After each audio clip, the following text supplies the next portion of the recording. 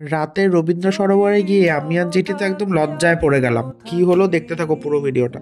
নমস্কার, আমি অমরিন। সেদিন আমি আর জেঠি চলে গেছিলাম রবীন্দ্র সরোবরে সন্ধ্যে বিকাল দিয়ে। তো এই হচ্ছে আমাদের রাস্তা। আমি একটু আমাকে দেখিয়ে নিলাম। সেদিন একদম হেয়ার ওয়াশ করেছিলাম, সিল্কি সিল্কি হেয়ার নিয়ে চলে যাচ্ছিলাম। আর এই রাস্তাটা দিয়ে হাঁটতে এত ভাল লাগে, তোমাদের আর কি বলবো। দেখো, এন্টার করে যাচ্ছি আমরা এখন সরোবরের ভিতরে। আর এখন তো যদিও অন্ধকার, কিছুই দেখতে পারবে না, তবে এখানে একটু লাইট পেলাম, একটু নিজেকেও দেখিয়ে নিলাম। আর জেঠি করছে পিছনে ভ্লগিং, জেঠিরও ভ্লগ আশা করি তোমরা দেখতে পারবে। আমরা রবীন্দ্র সরোবরে গিয়ে এত লজ্জা পেয়ে গেছি, সব কাপলরা জোড়ায় জোড়ায় বসে আছে রবীন্দ্র সরোবরে। আমরা তো সেখান দিয়ে একেবারে বেরিয়ে এসেছি।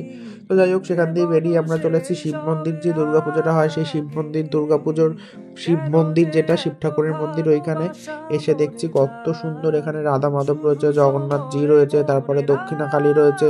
সবার দর্শন করে নিলাম। তোমরাও সব ঠাকুরের দর্শন করে নাও। এখানে দেখো রাধারানী আর কৃষ্ণ মূর্তিটা কতটা সুন্দর।